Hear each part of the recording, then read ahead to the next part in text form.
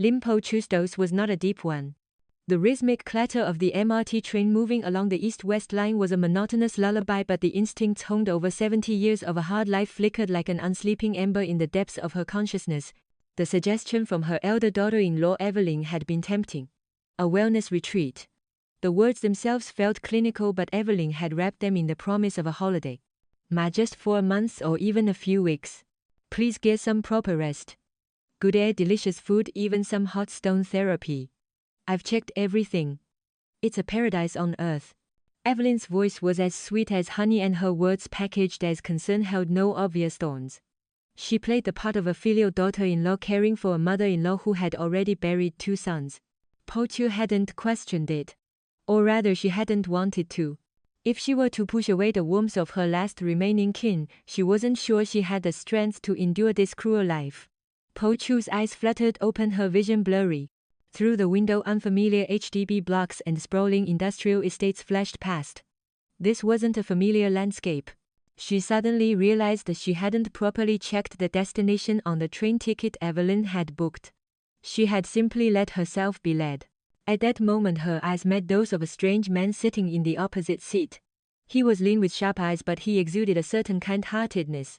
He gave Po Chu a minuscule nod before dropping his gaze. Po Chu closed her eyes again. Fatigue wrapped around her body like iron chains. The faces of her 2 sons appeared in succession. Her husband's youthful face covered in grime from his days as a construction worker overlapped with the image of her elder son Meng smiling at her, his own face smudged with dust. Then the voice of her younger son Jun chattering innocently with the children at his childcare center echoed like a phantom in her ears. A familiar heart-wrenching pain made Po Chu frown. Just then she felt something light fall onto her lap. Po Chu opened her eyes a sliver to see a small folded note resting on her knees. The man opposite had dropped it while pretending to adjust the copy of the Straits Times he was holding. Instinctively, Po Chu glanced at Evelyn. With her earphones in, Evelyn was staring out the window, a faint smile on her lips as if savoring a sweet future. Po Chu felt her heart pound as she cautiously picked up the note. Her wrinkled fingers trembled slightly. Unfolding it in her palm, she saw a few words scrawled in a sharp, urgent hand. Don't trust her. Your daughter-in-law and her brother plan to lock you in an illegal facility and take your assets. Po Chu's breath caught in her throat. Her mind went blank. It felt like a cold, sharp dagger piercing her heart, more painful than any tragedy she had endured over the decades. Illegal facility. Assets. The name of her trusted daughter-in-law, the wife of her deceased son, simply did not connect with those words. Was she hallucinating? Or was this someone's cruel joke? With trembling eyes, Po Chu looked at the man opposite again. He was still pretending to read his newspaper, but his gaze was fixed on her from over the top of it. He mouthed 2 words silently but clearly. Next station. Then, as if nothing had happened, he hid his face behind the paper again. An announcement chimed through the carriage: the train would soon be arriving at the next station. A storm of thoughts raged in Po Chu's mind. Fragments of Evelyn's recent behavior surfaced. The way she had persistently asked about the location of her bank passbooks and SingPass details. The way she had gently pushed for a transfer of the HDB flat's ownership, claiming it was to simplify paperwork. The way she had insisted on packing Po Chu's valuables separately that very morning, stopping Po Chu from doing it herself. All the pieces were clicking into place, forming a horrifying picture. Evelyn removed her earphones and spoke gently to Po Chu. Ma, we're almost there. Just a little further. Her voice was still as sweet as honey, but to Po Chu's ears it now sounded like a sticky poison. Trying to act calm, Po Chu forced her dry lips to move. Evelyn, I need to use the toilet. My stomach feels a bit off. Are you okay, Ma? We're about to get off. Can't you hold on for a bit? No, I have to go now. It's urgent.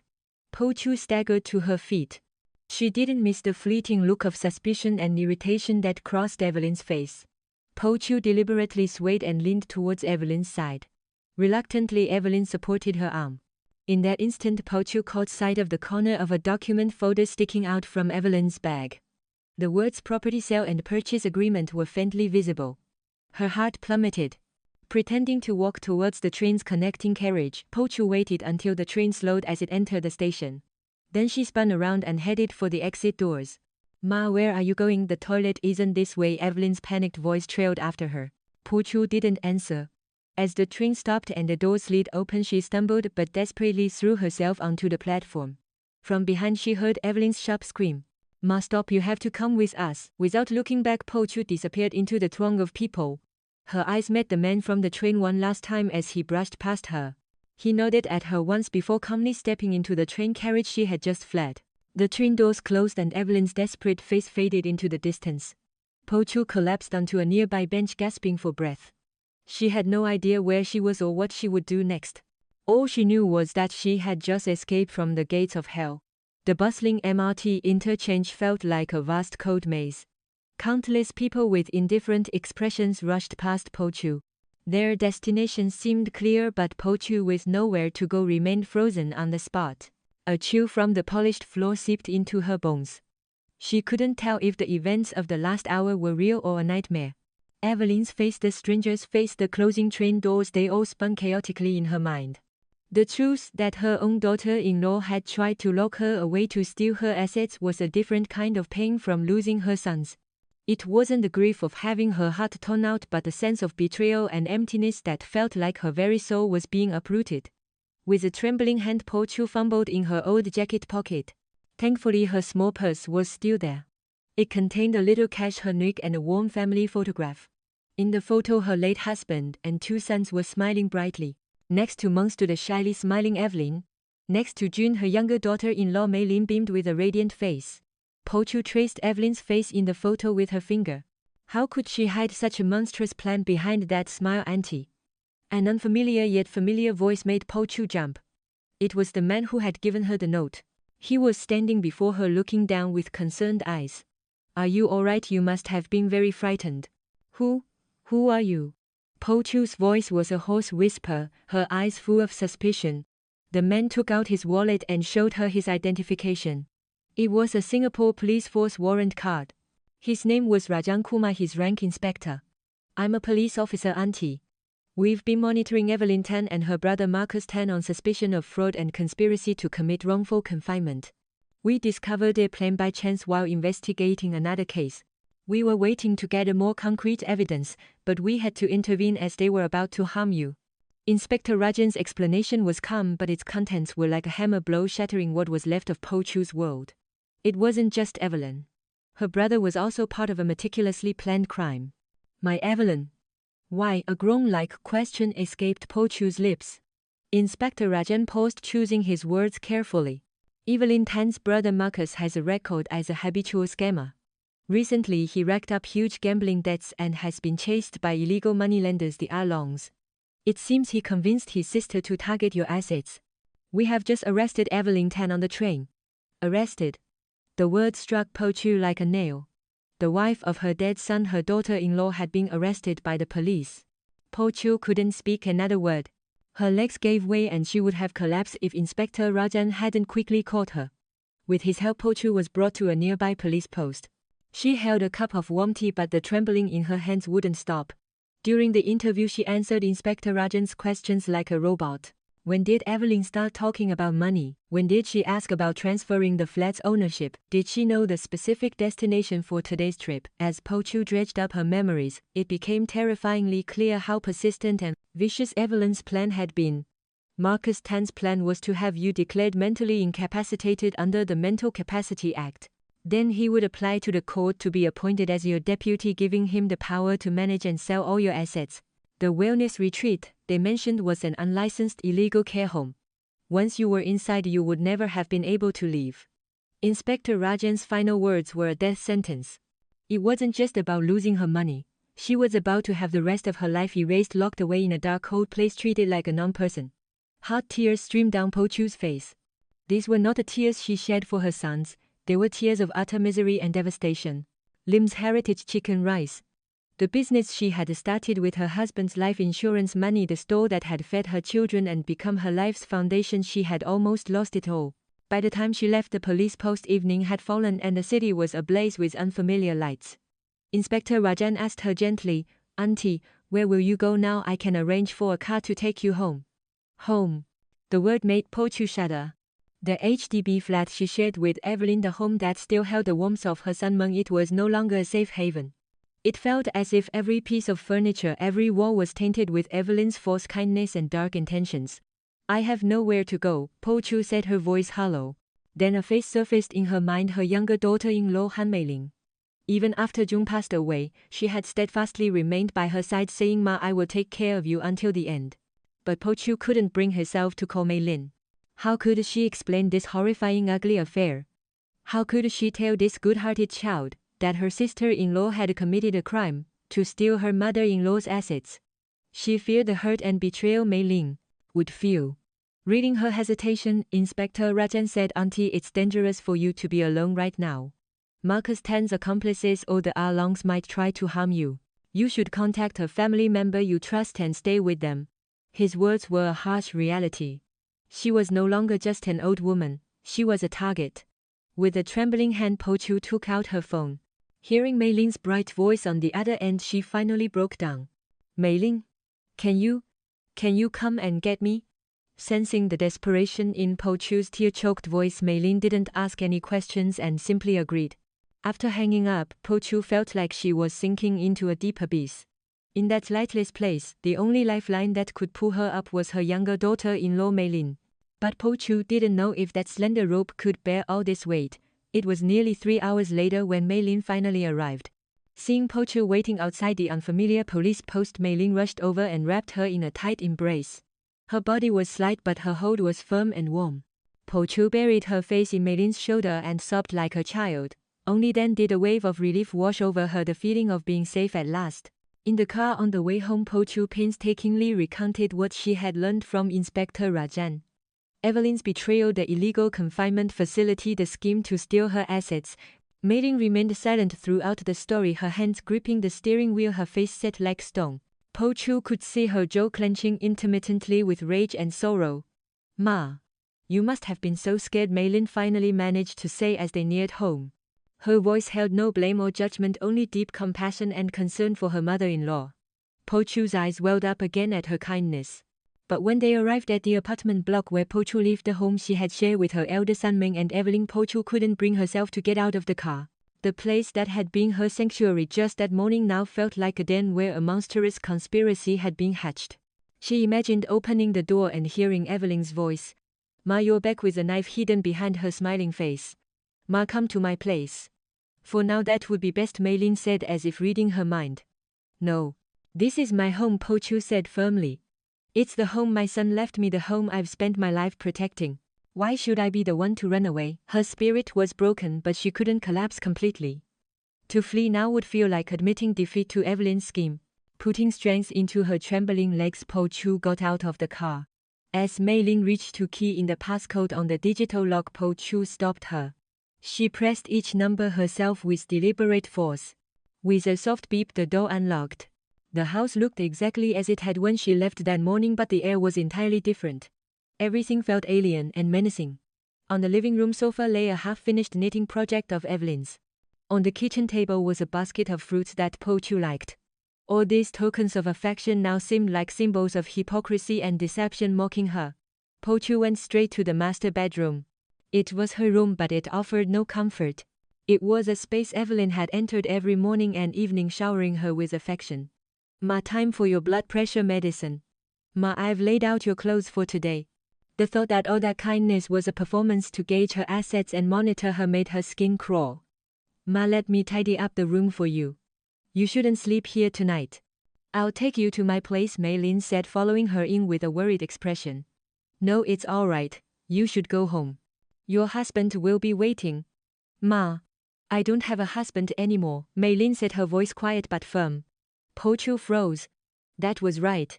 Mei Lin's husband, her younger son Jun, was no longer of this world. She had forgotten. Po Chu cursed herself for her foolishness. "I'm sorry. I must have lost my mind for a moment." "It's okay, Ma. It's understandable. But at times like these you must rely on me. You're all I have now. And I'm all you have."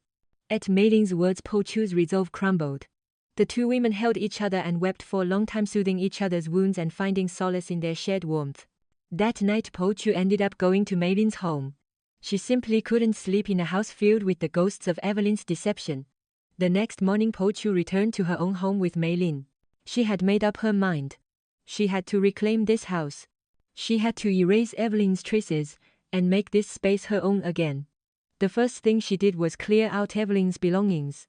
Mei Lin silently helped.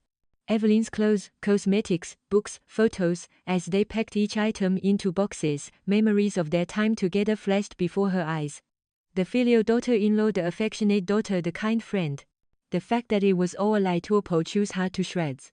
What pained her most was the wedding photograph of her son Meng and Evelyn. In the picture they looked happier than anyone in the world. Meng's radiant smile must have been real.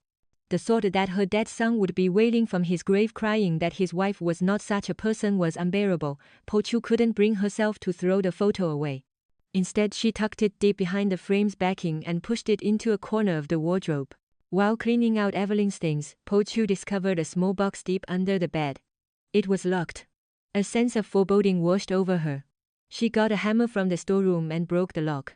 Inside the box were Po Chu's official seal, several bank passbooks and loan documents she had never seen before. Evelyn had already used Po Chu's identity to take out a substantial loan. Lim's Heritage Chicken Rice, the shop house itself, was listed as collateral. Po Chu sank to the floor. The world went dark. Evelyn hadn't just planned to throw her away.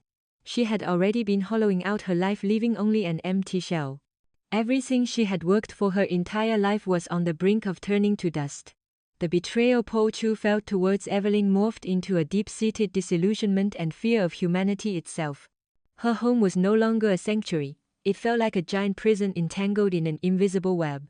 Despair is like a swamp. The more you struggle, the deeper you sink. Upon discovering the massive debt in her name and that her beloved chicken rice shop was collateral, Lim Po Chu sank into the swamp's darkest depths. For days she refused all food and locked herself in her room. No matter how much Mei Lin tried, Po Chu's heart remained shut like a bolted door. She even thought of ending her life. It had been a cursed existence, losing her husband and burying both her sons. Now betrayed by the daughter-in-law she had trusted, she was about to be buried under a mountain of debt. What was the point of living anymore? All threads of hope seemed to have snapped.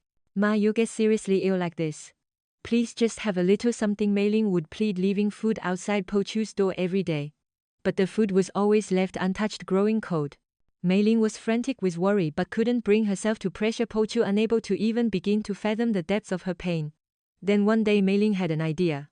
She left the house and returned some time later carrying a large pot.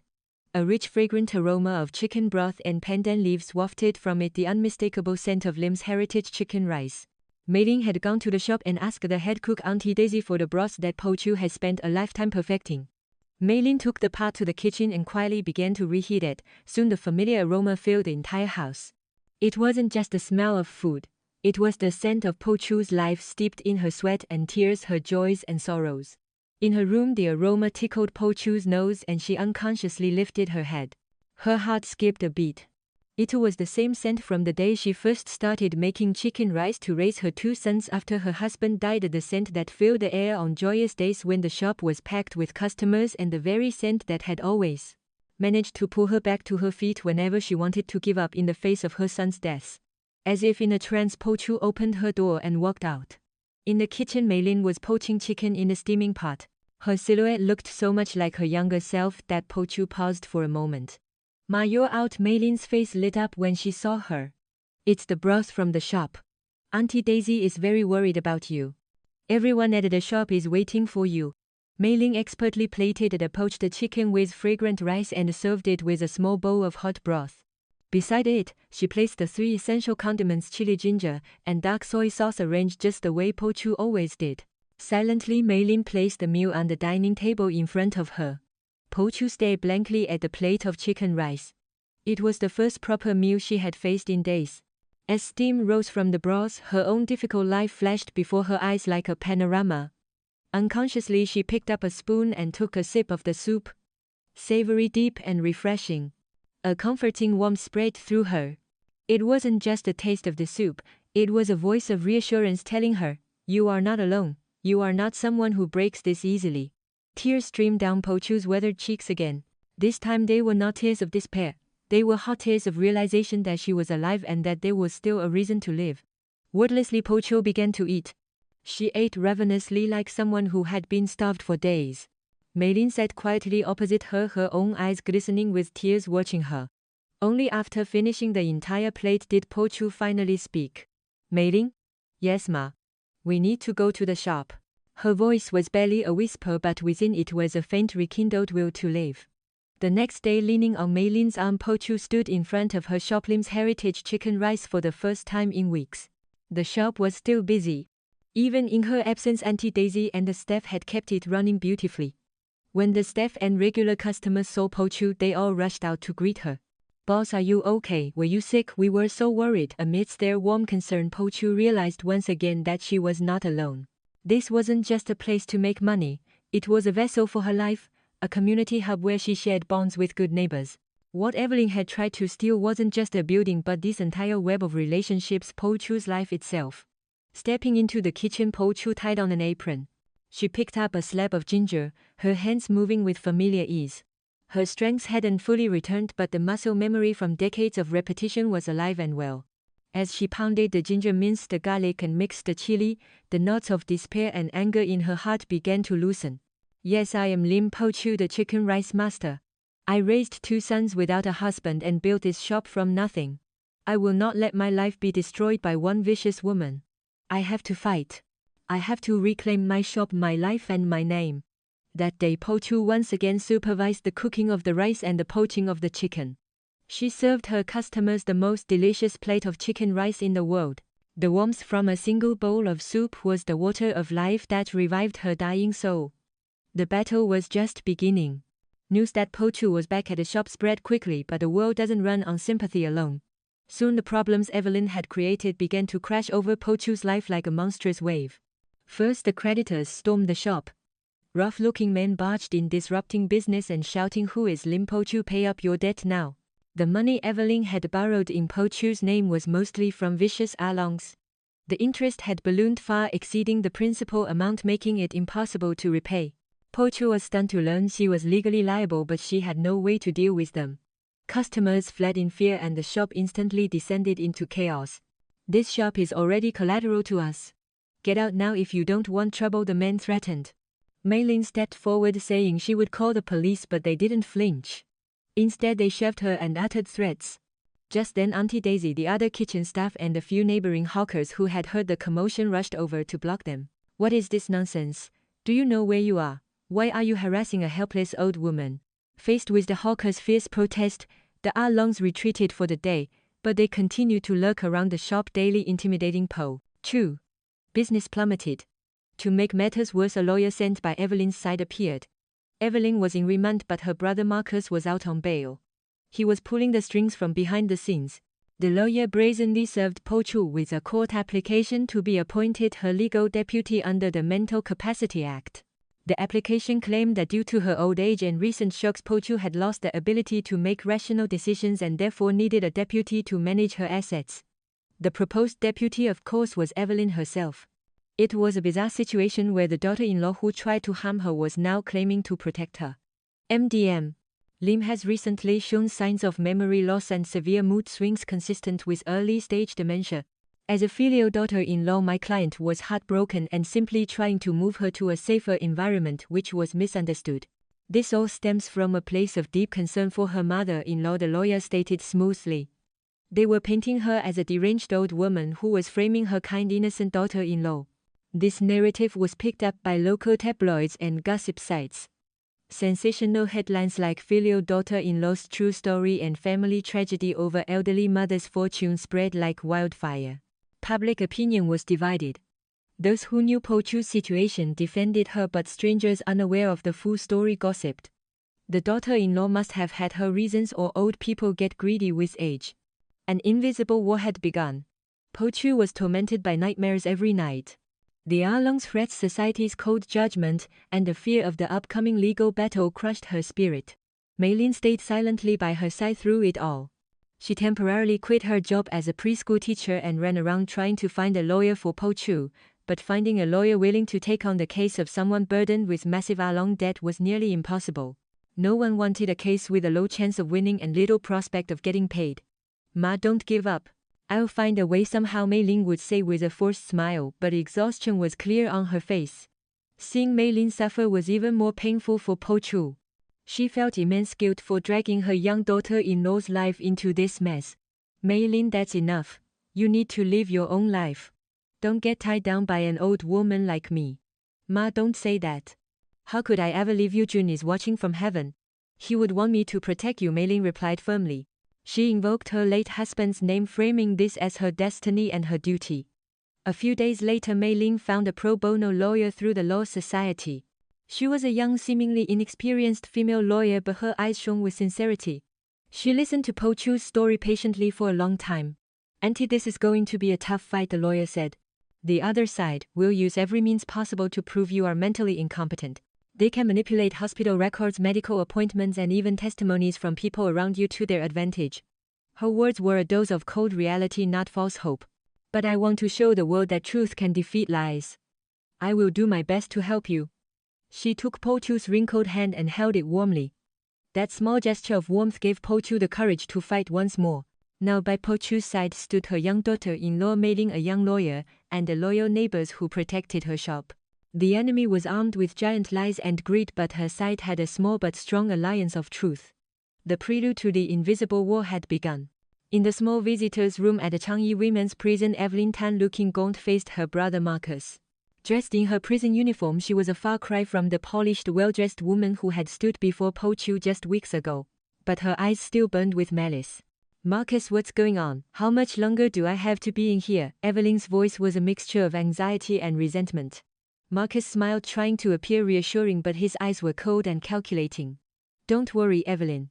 I've hired a lawyer. Everything is going according to plan. The most important thing now is to convince people what a poor, wronged victim you are. Victim? Why am I the victim? I'm the perpetrator who failed, Evelyn cried out in frustration. She was on the verge of losing her sanity, consumed by guilt over her mistake and rage at her mother-in-law for putting her in this situation. Marcus reached across the table and took her hand. His voice was low and persuasive, like a snake's hiss. No, you are a victim. Think about it. You lost your husband at a young age and devotedly cared for your widowed mother-in-law. But she was stubborn and paranoid, constantly suspecting and tormenting you.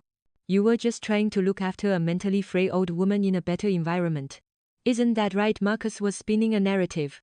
In his story, Evelyn was the sacrificial daughter-in-law and Po Chu was the cruel, problematic old woman. At first, Evelyn shook her head, dismissing it as nonsense. But as she heard her brother repeat the story, she slowly began to believe it herself. Yes, I've been wronged. After Meng died, I dedicated my youth to that family. My sister-in-law Mei Ling gets to act all saintly, but I was the one who actually looked after Ma. But Ma always favored her dead younger son and Mei Lin. The shop, the assets, it was all going to go to Mei Lin eventually. What's so wrong with me taking my share first? My late husband Meng would have wanted that. Evelyn's self-justification grew stronger. In her mind, Po Chu transformed from a savior into an obstacle blocking her happiness. We need to use the media, Marcus continued. Show them how much you loved your mother-in-law and how much you're suffering now. Tears are your best weapon, Evelyn. Even crocodile tears will do. People believe in a dramatic story more than the truth. Marcus's plan was meticulous. He bribed a few reporters from local tabloids. Soon an article titled "A Filial Daughter's Tearful Letter from Prison" was published. The letter, supposedly written by Evelyn, was filled with expressions of longing and concern for her mother-in-law and a desperate plea about her own unjust situation.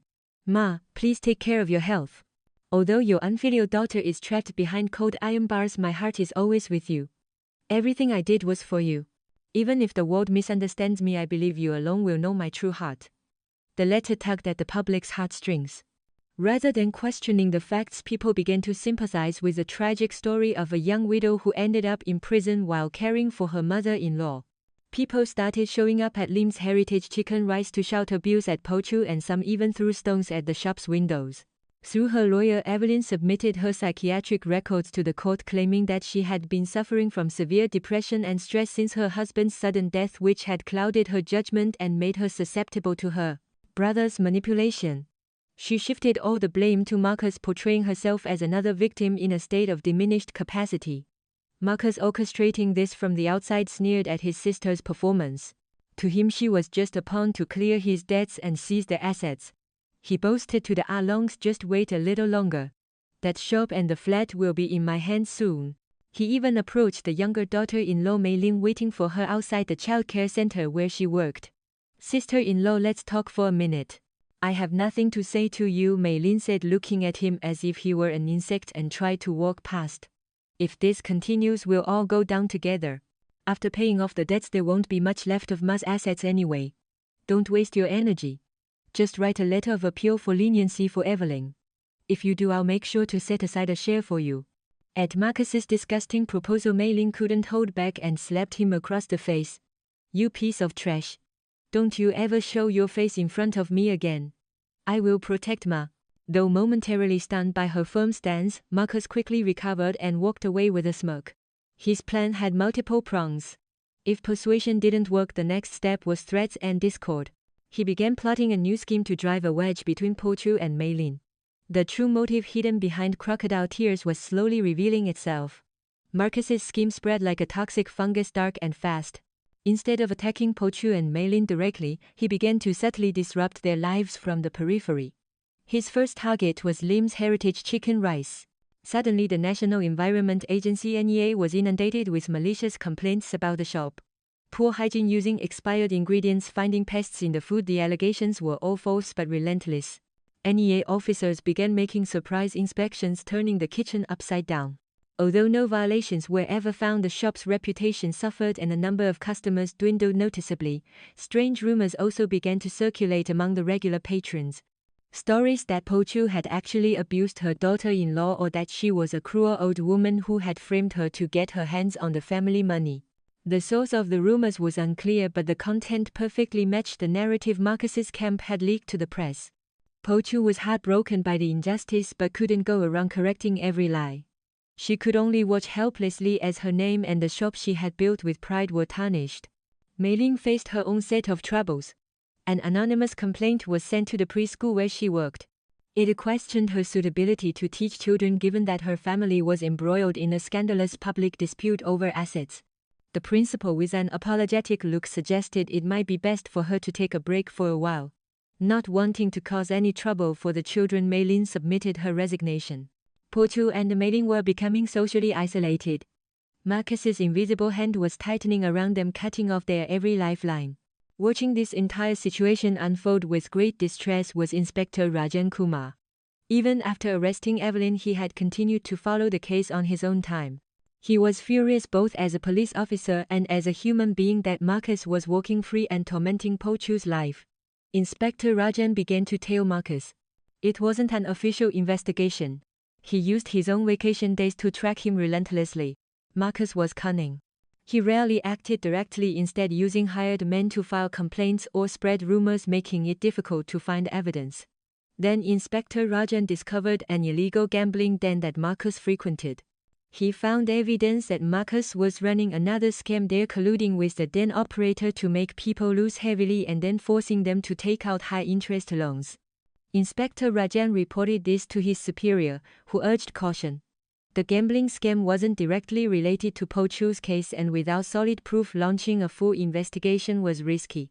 Rajan, I know how you feel, but don't get emotional. This Marcus fellow is slippery as an eel. He'll get away if the evidence isn't airtight. You might just get yourself into trouble. But Inspector Rajan didn't give up. He decided to find the evidence himself. He started seeking out the victims of Marcus's scam. Most were too afraid of retaliation to file a report, but Rajan persuaded them persistently. If you let him be, he will just create more victims like you. Your courage is the only thing that can stop this monster. Moved by his sincerity, a few victims began to open up. They provided detailed testimonies of Marcus's scamming methods and his threats. Inspector Rajan secretly recorded their statements and began to piece together the evidence. Meanwhile, Mei Lin, instead of despairing over losing her job, sought other ways to fight back.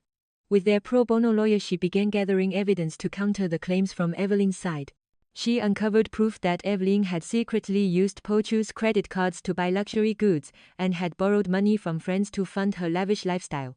This evidence would debunk their narrative of a devoted, simple living daughter-in-law. Furthermore, Mei Lin investigated the wellness retreat Evelyn had mentioned. Through online searches and inquiries with relevant agencies, she discovered that the facility either didn't exist or was a front for a place that had previously been shut down for illegal confinement. Po Chu and Mei Lin were not just passively enduring the attacks of their invisible enemy. They were preparing a counterattack from the shadows. and behind them an unseen hand, that of a righteous police officer, was offering its support. In the vast darkness, small but distinct lights were beginning to flicker on. The shop was empty. Once during lunchtime a queue would snake out the door, but now only flies buzzed around. The malicious rumors and the constant harassment from the Alongs had turned Lim's Heritage Chicken Rice into a ghost town. The staff had left one by one until only the head cook, Auntie Daisy, Po Chu and Mei Ling remained. Po Chu looked at the empty tables and sighed deeply. Watching her shop, her very soul wither away, was an agony like her flesh being torn from her bones. Ma, we can't go on like this. We have to do something, Mei Ling said, her face set with determination. What can we do? They come every day to cause a scene. Which customer would want to come here? Po Chu replied, her voice filled with resignation. Then we will go to them, Mei Ling declared. Po Chu looked at her confused. Go to them? To who? To the customers. We'll make the chicken rice and deliver it personally to our old regulars. And we'll tell them our side of the story honestly. The situation we're in and why we're fighting. It seemed like a futile gesture, like trying to break a boulder with an egg. But they had nothing left to lose. It was better than sitting idly by and watching the shop die. A faint spark reignited in Po Chu's eyes.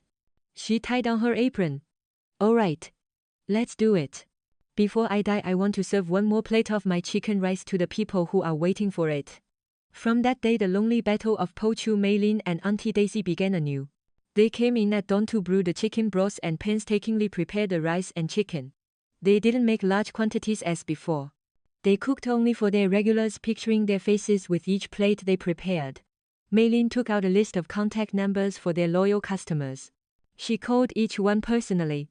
Hello, Uncle divided by Auntie. This is Lim's Heritage Chicken Rice. I was wondering if you've had lunch yet. The reactions were mostly of surprise and delight. Mei Ling carefully explained the shop's situation and asked if it would be alright for them to deliver a plate of chicken rice. The first delivery was to a nearby construction site, a scene reminiscent of where Po Chu's husband used to work. Mei Ling carefully carried the containers of hot food to the workers' makeshift canteen. The workers were puzzled by the sudden delivery, but after hearing Po Chu's story they were furious on her behalf. Your boss had to go through that. That daughter-in-law confirmed will get her karma. They devoured the chicken rice and insisted on paying. No, Uncle. This is on us today. It's our way of saying thank you for not forgetting us and for worrying about our shop, Mei Ling said, politely declining their money with a bow. The deliveries continued. To the hawkers at the nearby market, to the nurses at the neighborhood clinic, to the officers at the community center. At first, people were hesitant, but the unchanging authentic taste of Po Chu's chicken rice and Mei Ling's heartfelt explanation began to win them over. Word started to spread in a different way. The story of Lim's Heritage Chicken Rice starting a delivery service, of the boss being a victim of a terrible injustice, was passed from person to person. The vicious rumors spread by Marcus began to lose their power in the face of a bowl of sincere, heartwarming food. A few days later, something amazing happened. Customers started trickling back into the empty shop. The people who had tasted the delivery chicken rice were now coming in person. As if by an unspoken agreement, they filled the shop during the peak lunch hour, the time when the Alongs were most likely to cause trouble. The Alongs showed up that day as usual. But they were taken aback to see the shop full of patrons. Oi, don't eat here. This shop is going bankrupt soon, one of them shouted, but this time no one ran away. Instead, a few burly young men who were eating stood up. Hey uncle, don't disturb people. We just want to eat our lunch in peace. What did you say, you punk? The Longs tried to act tough, but faced with the cold stares of a shop full of customers, they eventually backed down and left. After that day, their harassment became less frequent. Po Chu looked at her full shop again, her eyes glistening. It felt like she had reclaimed her lost world. The kitchen buzzed with life once more, the sound of chopping and the aroma of cooking filling the air. Po Chu stood firmly in her place again before the hot stove. Her fallen kingdom was being rebuilt by a community of warm-hearted people. All that remained was the battle in the courtroom. The corridor outside the courtroom was thick with a cold tension. It was the first hearing for the application to appoint a deputy. Po Chu sat with a stoic face, flanked by Mei Ling and the young lawyer. Across from them, Marcus, still out on bail, stood with his lawyer staring them down. His face showed no remorse, only a smug confidence. A moment later, Evelyn was led into the courtroom by a prison guard. Her face was haggard, her hair disheveled. She had deliberately made herself look weaker and more pitiful. When her eyes met Po Chu's, she bit her lip and lowered her head as if about to burst into tears. It was a clear act, but it still twisted a knife in Po Chu's heart. The hearing began. Evelyn's lawyer went first. He submitted a pile of documents arguing that Po Chu was showing early signs of dementia, which caused her to have paranoid delusions and aggressive tendencies, making life difficult for those around her. DM. Lim Po Chu's health deteriorated rapidly after her son's death. She frequently forgot dates and spoke of things that didn't happen as fact, even accusing the applicant, Miss Evelyn Tan, of being a thief. The applicant cared for her mother-in-law with utmost devotion, but when her condition did not improve, she sought help from a more professional facility. The lawyer also submitted a voice recording secretly made by Evelyn as evidence. In the recording, Po Chu could be heard raising her voice at Evelyn, shouting, "Do you think I don't know you're trying to steal my money?" It was cleverly edited. To anyone who didn't know the context, it sounded exactly like a paranoid old woman abusing her daughter-in-law. Po Chu felt her blood run cold. She couldn't bear the situation, her actions and words being twisted and she being painted as mentally ill. Po Chu's lawyer stood up to object. "Your Honor, that is all untrue. The recording submitted by the applicant's side has been maliciously edited." The respondent was agitated because the applicant had been persistently questioning her about her assets, causing her immense anxiety. The lawyer then submitted the evidence. Mei-Ling had gathered receipts for luxury goods Evelyn bought with Po Chu's credit card IOUs, proving she had borrowed money from others, and documents showing that the wellness retreat was in fact an illegal confinement facility. The arguments went back and forth. Suddenly Evelyn started to sob. "Ma, I was wrong. But my intentions were not malicious. I truly wanted to make you comfortable. It was my brother.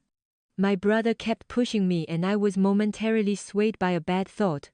Please forgive me, Ma." Evelyn got up from her seat and tried to kneel before Po Chu. It was a calculated move to shift all blame to her brother and appeal for sympathy. Marcus looked momentarily surprised but quickly realized this could also work in his favor and remained silent. The judge called for order and addressed Po Chu directly. "MDM. Lim, do you have it in your heart to forgive your daughter-in-law?" The applicant, all eyes turned to Po Chu.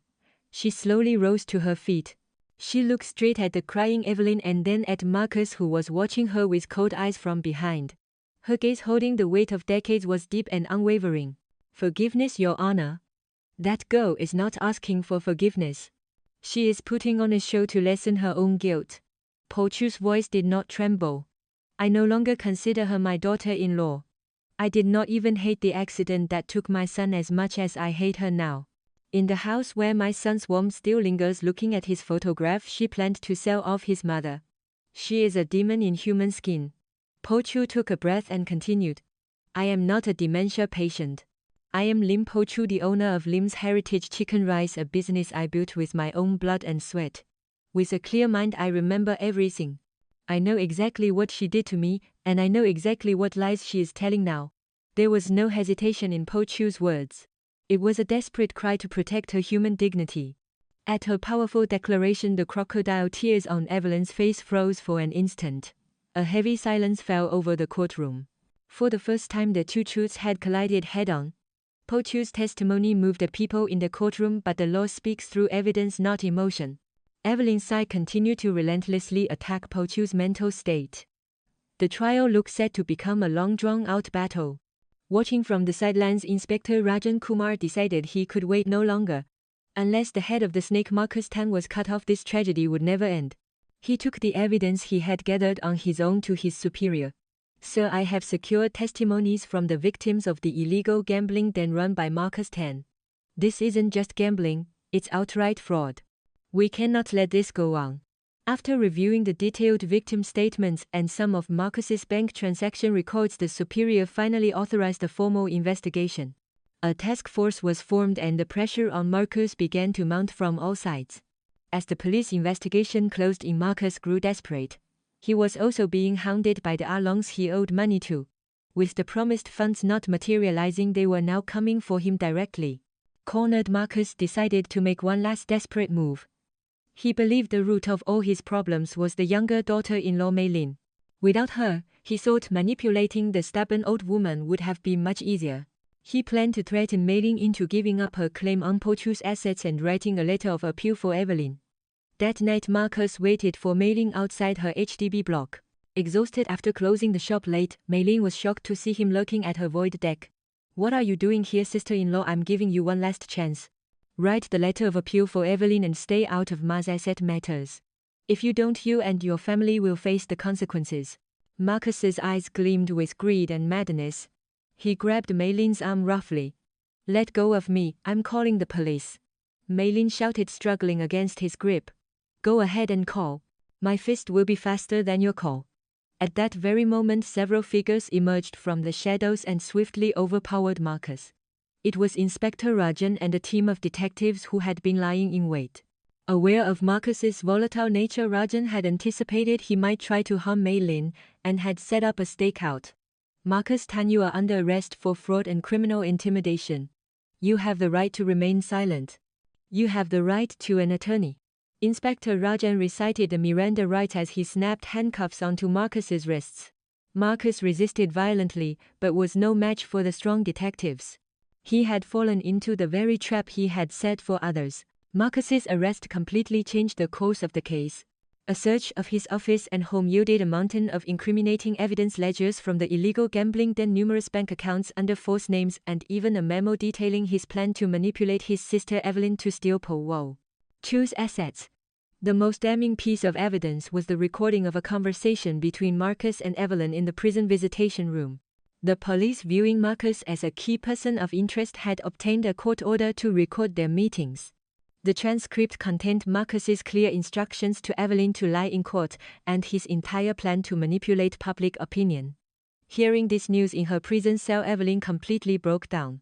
The realization that her own brother, the only person she trusted, had been using her all along, made her wail like a mad woman. Finally, she confessed to everything: that she had approached her mother-in-law under her brother's instructions and that she had planned to have her confined in an illegal facility to steal her assets. The crocodile tears dried up, leaving only the ugly truth. The head of the snake had been cut off. The vast dark entity that had been suffocating Po Chu and Maylin was finally exposed to the world. On the day of Marcus and Evelyn's criminal trial, the courtroom was packed. The Lim's chicken rice family fraud case had become a major topic of interest in the community. Po Chu and Maylin sat side by side in the gallery, waiting to be called as witnesses. Evelyn was the first to take the stand. Having confessed everything, her face was empty and devoid of emotion, a stark contrast to her previous court appearance. In a robotic voice, she testified how her brother Marcus had instructed her to target her mother-in-law's assets. "After my husband died, I was struggling financially. My brother approached me and said that if I didn't secure Ma's assets beforehand, my younger sister-in-law would take everything and I would be left on the streets. I hesitated at first, but his words made me greedy." Her testimony was flat, carrying less a tone of remorse and more one of self-pity for her own misfortune. Next, it was Po Chu's turn. The prosecutor asked her to testify about everything from receiving the note on the MRT to Evelyn's strange behavior in the past and the agony of her shop being held as collateral and being harassed by Alongs. Po Chu sat before the microphone and closed her eyes for a moment. Countless faces were watching her. Among them were her loyal customers offering support and curious onlookers who had come for the spectacle. She slowly began to speak. "I am a mother who has buried 2 sons. I thought I had experienced all the sorrow in the world. But when I found out that the wife my dead son left behind was preparing to stab me in the back, I lost my reason to live." Po Chu's voice was not loud, but every word carried the weight of the pain she had endured. "To me, Lim's Heritage Chicken Rice is not just a food stall. It was bought with my husband's life. It was the milk that fed my 2 sons, and it is my life itself. They weren't just trying to steal my money, they were trying to steal my entire life. They wanted to turn me into a living ghost." Po Chu looked directly at Evelyn sitting in the dock. "Evelyn, I still hate you. I don't know if I can ever forgive you, perhaps not even until the day I die. But if you truly repent for your sins, then for the sake of my dead son Meng, I will pray from afar that you can live like a human being again." It was not forgiveness. It was the last shred of compassion one human could offer another, and a mother's heart-wrenching love for her dead son. At Po Chu's sincere words, real tears finally streamed down Evelyn's empty face. She lowered her head and began to sob, no longer acting but crying tears of belated regret. In the final phase of the trial, the prosecutor recommended heavy sentences for both Marcus and Evelyn. For Marcus, on charges including habitual fraud, intimidation, and abetment of confinement, he sought 15 years in prison. For Evelyn, on charges of attempted fraud against a parent and conspiracy to confine, he sought 7 years. In his closing statement, Marcus continued to deny the charges and blame his sister, but the evidence was irrefutable. Evelyn, sobbing, pleaded for the court's leniency. After all procedures were complete, the judge announced the date for the verdict. Po Chu left the courtroom supported by Mei Lin. Inspector Rajan was waiting in the corridor. He approached Po Chu and bowed his head silently. "Auntie, you've been through so much.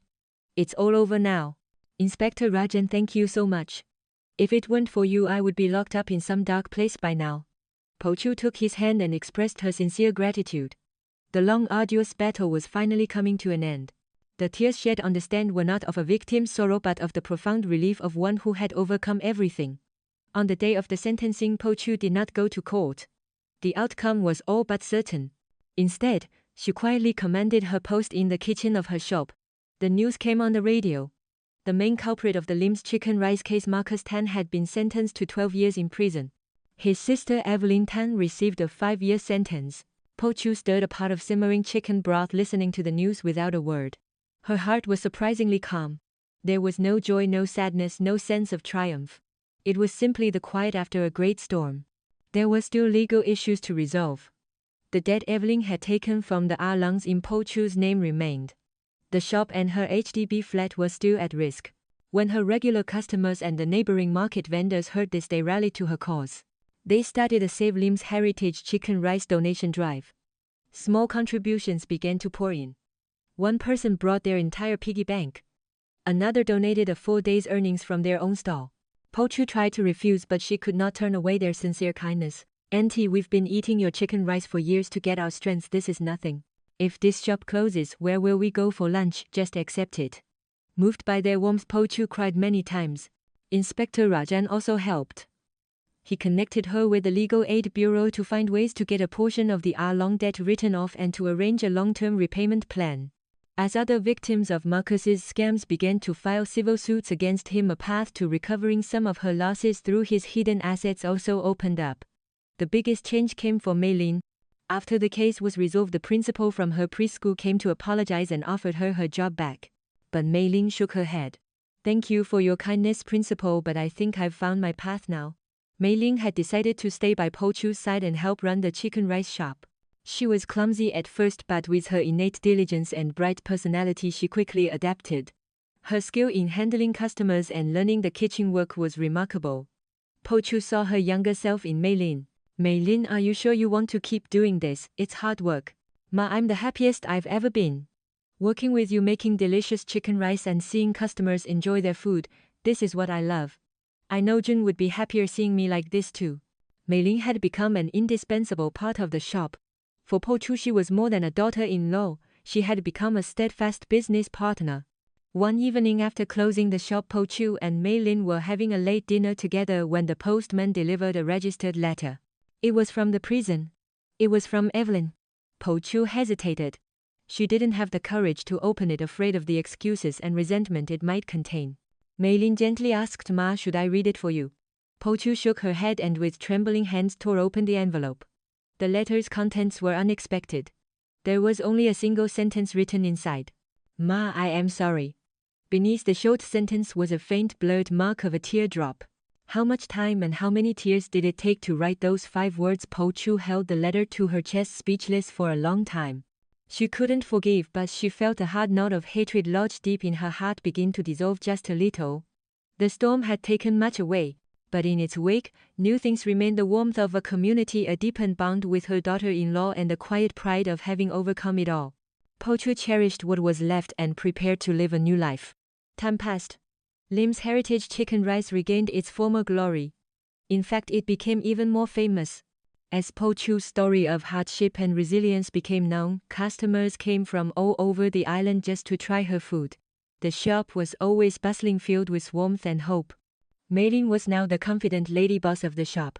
She had not only mastered Po Chu's secret recipes but also developed new menu items and modernized the shop's operations. With its new youthful touch, Lim's Heritage Chicken Rice became a beloved spot for people of all ages. Po Chu had taken a step back from the most strenuous kitchen work. Her new daily routine was to sit at the best table in the shop, greet customers, and watch Mei Lin work with a proud smile. People affectionately called her Chairwoman Lim.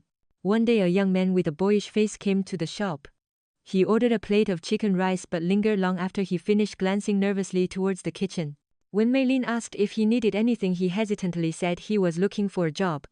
I grew up in a children's home, so I have no one to rely on. If you can provide food and lodging, I will do any hard work. There was desperation in the young man's eyes, but also a gentle spirit. Mei Lin brought him to Po Chu. After listening to his story, Po Chu looked at him with warm eyes and said, "What's your name, Benny, auntie? Benny, we will make sure you never go hungry here. Come and learn with a willing heart." And so Benny became a new member of the Lim's heritage chicken rice family. As promised, he never shied away from hard work and was incredibly diligent, staying late into the night to learn how to cook the rice perfectly. Po Chu and Mei Lin treated him like their own son and younger brother. With Benny's arrival, Po Chu's house was filled with life again for the first time in years. Po Chu, Mei Lin, and Benny, they were not related by blood, but they became a new kind of family, healing each other's wounds. Laughter filled the dinner table and human warmth filled the once empty corners of the house. On weekends they would go on outings together. For the first time in decades, Po Chu enjoyed the luxury of relaxing and watching the scenery go by, leaning on someone else's shoulder. Mei Lin would drive and Benny would chatter away, livening up the atmosphere. They looked just like a happy family. One evening the three of them were sitting outside the shop looking at the night sky. "Ma, look at that star. It's so bright tonight," Mei Lin said, pointing. "You're right. Maybe it's our boys in heaven shining so brightly because they're happy to see us living well," Po Chu replied. Mei Lin and Benny quietly moved closer to her. Po Chu wrapped one arm around Mei Lin's hand and the other around Benny's shoulder. "Because of you two, I am truly living again. Thank you." Po Chu was no longer lonely. Fate had taken much from her, but in the end it had left her with something even more precious. She finally understood in the twilight of her long life that family was not only about blood ties. It was about understanding each other's pain and offering a shoulder to lean on. That was the true meaning of family. The years flowed by like a river, etching deeper lines onto Po Chu's face. But her eyes were more peaceful and wise than ever. Mei Lin and Benny were now running the shop perfectly, and Po Chu was enjoying a quiet retirement, spending her days with other seniors in the neighborhood. Then one autumn day, Po Chu received a call from an unknown number. It was a social worker from the prison. "Am I speaking with MDM? Lim, Po Chu, I'm calling because an inmate, Evelyn Tan, is up for parole review. She's being considered for early release due to good behavior." Po Chu's breath caught. She thought she had forgotten, but the name was still a sharp shot in her heart, causing a sudden pang of pain. "As the victim, we felt it was our duty to inform you first. Also, Miss Tan has earnestly requested to be allowed to visit you once she is released." Po Chu couldn't answer. Long after the call ended, she sat in a daze. She didn't have the courage to face Evelyn again. What could she possibly say to her? A few days later, Evelyn actually appeared at the shop. 5 years had completely changed her. The glamorous woman was gone, replaced by someone with hands roughened by labor and deep-set lines that spoke of a difficult time. She stood at the entrance, unable to step inside, simply staring at Po Chu from a distance. Mei Lin and Benny saw her first and looked nervously at Po Chu. With a long sigh, Po Chu stood up and walked slowly towards Evelyn. "Ma." Evelyn's voice was dry and cracked. As Po Chu stood before her, she wordlessly dropped to her knees. She bowed deeply, her forehead touching the ground. Her shoulders trembled slightly. This was not the act from the courtroom. This was a sincere soul, deep repentance. Po Chu looked down at the kneeling Evelyn in silence for a long time. Hatred, pity, resentment, sadness, a whirlwind of emotions churned inside her. "Get up," Po Chu said, her voice low and calm. "Your debt is not to me. It is a debt you must spend the rest of your life repaying to my son and my husband in heaven." Po Chu walked past her and out of the shop. Evelyn couldn't follow, remaining on her knees, sobbing silently. From that day on, Evelyn appeared in front of the shop every morning before dawn. She would sweep the area clean before the shop opened and then quietly disappear. Rain or shine, she never missed a day. Po Chu tried to ignore her, but every morning when she saw the pristine storefront, she couldn't help the complex feelings that stirred in her heart. Several months passed. On a cold winter morning, Po Chu woke up early and saw Evelyn's figure through the window, silently sweeping the front of the shop amidst the light snowfall. In that gaunt silhouette, Po Chu suddenly saw the face of her dead son Meng. If Meng were alive, how heartbroken would he be to see this? Po Chu put on her jacket and went outside. She approached Evelyn and held out a bowl of hot soup she was carrying. It was the fragrant chicken broth steaming in the cold air. Evelyn looked up startled. Her face was red and numb from the cold. The moment she saw the bowl in Po Chu's hands, her eyes filled with hot tears again. "Drink this before you catch a cold," Po Chu said, leaving just those words before turning back inside. It wasn't forgiveness, but it was the beginning of a small reconciliation, a way to break the chains of hatred for the sake of their wounded souls. Po Chu could never accept Evelyn as a daughter-in-law again, but with that bowl of soup she expressed a hope that as a human being Evelyn could live the rest of her life properly. On that cold winter morning, hot steam rose over the white snow. On the day of Lim Po Chu's 80th birthday, Lim's Heritage Chicken Rice was closed for business. Instead, the shop was filled with people who had gathered to celebrate her life. Seated before a grand birthday feast, prepared by Mei Lin and Benny, were market vendors, loyal customers, and even Inspector Rajan Kumar, who had come with his family. Dressed in a beautiful sample, Po Chu smiled happily as she received everyone's well wishes. On one wall, photos from her life were displayed like a panorama, a picture of her young husband covered in dust, photos of her two sons as children, a faded black and white photo of the day she first opened her store, and recent photos with Mei Lin and Benny. It was a life of both laughter and tears. Mei Lin brought a cake to Po Chu. "Ma, happy birthday. Please stay healthy and be with us for a long, long time." Everyone sang the birthday song together. Before blowing out the candles, Po Chu closed her eyes and made a wish. "To my husband and my sons in heaven, I've lived a good life, haven't I? You don't have to worry anymore." Just then the shop door opened quietly and someone stepped in. It was Evelyn. She was holding a small gift box. The lively chatter in the shop died down. Unsure of what to do under everyone's gaze, Evelyn hovered by the entrance. Po Chu gestured to her. "Evelyn, come in. Have a bowl of noodles before you go." At Po Chu's words, Mei Lin quietly got up and prepared a bowl of noodles for Evelyn. Evelyn sat down silently and ate with her head lowered. Mixed emotions filled the hearts of those watching. After the party ended and everyone had left, Po Chu stood alone in the kitchen. With familiar hands, she began to prepare a large pot of chicken broth, adding ginger, garlic, and pandan leaves. It was the taste of her life. Mei Lin came up quietly and massaged her shoulders. "Ma, I'll do it now. You should go and rest." "No, it only tastes right when I make it myself," Po Chu said with a smile, stirring the pot. The rich aroma of the simmering broth filled the shop. The savory taste of the chicken, the fragrance of the pandan, the sharpness of the ginger. All of it came together to create one perfect flavor. Po Chu suddenly thought that her life was a lot like this broth. The salty taste of tears, the sweet taste of happiness, the bitter taste of betrayal, and the warmth of the people who embraced it all. They all blended together to complete the flavor of one person's life, the life of Lim Po Chu. "Mei Lin," she said. "Yes, Ma. Don't you think life is just like a good bowl of chicken soup?" Po Chu took a ladle, scooped up some broth, and tasted it. It was perfect. Nothing to add, nothing to take away. She looked at Mei Lin, her wrinkled face breaking into a benevolent smile.